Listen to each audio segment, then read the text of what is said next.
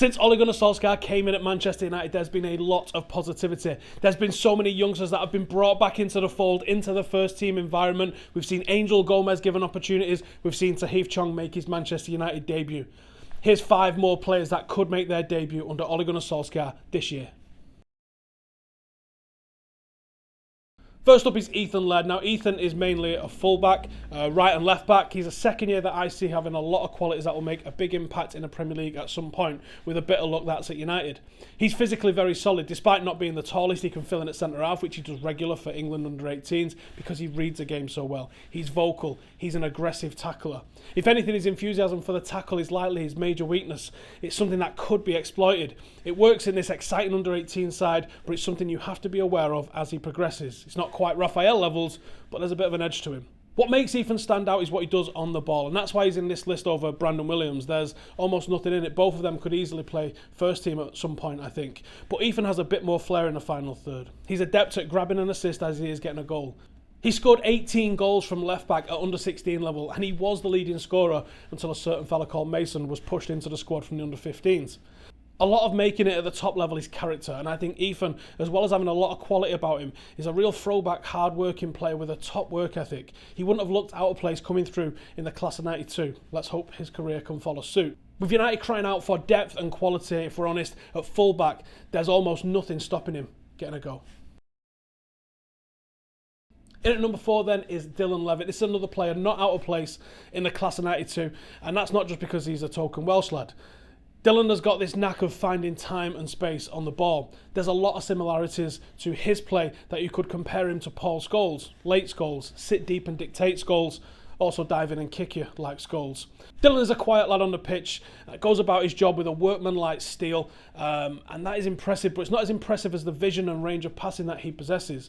The ability to deliver the right pass through a midfield to the defence at the right time is one of the reasons why the 18s are flying at the moment. Yes, Mason is scoring the goals, and yes, we'll be talking about him, but not at the moment. He doesn't get to score those goals if he doesn't get past the ball. Under Jose, I really worried whether Dylan could make it. Like Scholes, he's not got the blistering pace of his peers, and he's dwarfed by some specimens like Alou Traore. But Dylan's a footballer with a footballing brain, and in a team that appreciates that, in a team where the coaching staff has got Michael Carrick having a big say, I'm certain they know all about Dylan and what he could offer to this team, and I think now he's got a very real chance of grabbing a debut.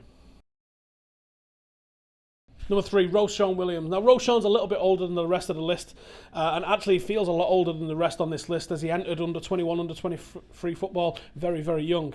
And he did that because he was already developed, mentally and physically. Roshaun's been a man probably since he was like 14 or 15. He's got incredible character and is a genuine leader, which is rare amongst the modern player. When so many are timid and quiet and selfish, Roshaun will do everything for the team, bollock everyone on the team, encourage the team, put his body on the line for the team. Add to that a world-class level of sprinter, good ability on the ball, good in the air, and you've got the hallmarks of a future great at centre-half. All Roshaun needs is a chance. With a complete lack of centre-halves fit and available and question marks over their long-term quality, Roshaun should already be getting in and around the squad and having bench time, if not getting minutes late in games. Number 2, Jimmy Garner. Now, Jimmy has captained United at every single age group. A bit of a trend in these 5 is that leadership and character, which is so rare and yet so needed to break in at this level. Jimmy is comfortable at centre-half and also as that sitting midfielder. I'm really excited to see what he can develop into with Michael Carrick giving a guiding hand. Being taken on the summer's pre-season tour was a great learning experience, and it looks like he's favoured by someone on the coaching staff with the fact that he seems to be now favoured ahead of Marouane Fellaini in the matchday squad.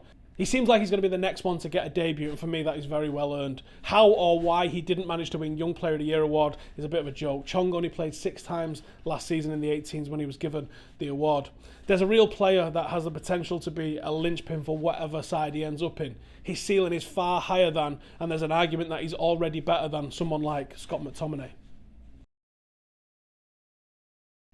But of course, number 1 is Mason Greenwood. Where do you even start when talking about Mason Greenwood? He's a once-in-a-lifetime player that needs special treatment and sensible development to ensure that he's challenged and protected in the right way. His record at youth level is frankly ridiculous, 39 goals and 15 assists in 36 games. We've seen what Sancho went on to produce at Dortmund, and at this level, in City's golden generation side, Sancho only scored 16 in 22. Centre forward is where I expect him to end up, but his chance, I believe, will come either wide left or wide right. Greenwood isn't just about goals. He's got a ridiculous pass on him and isn't selfish in his play. I firmly believe that Mason will get his debut this season, but the club are going about it the right way. Slowly integrating him into the matchday routine, travelling with the squad, putting him on the bench for the Valencia game. His time is going to come and he will see action, and when he does, we'll have a superstar on our hands. That's the 5 that I think could get a debut this season. How many do you think could make it to, say, 50 first-team appearances? Let me know in the comments, and also let me know which top 5 you want me to see me do next. Thanks for watching. See you in the next one.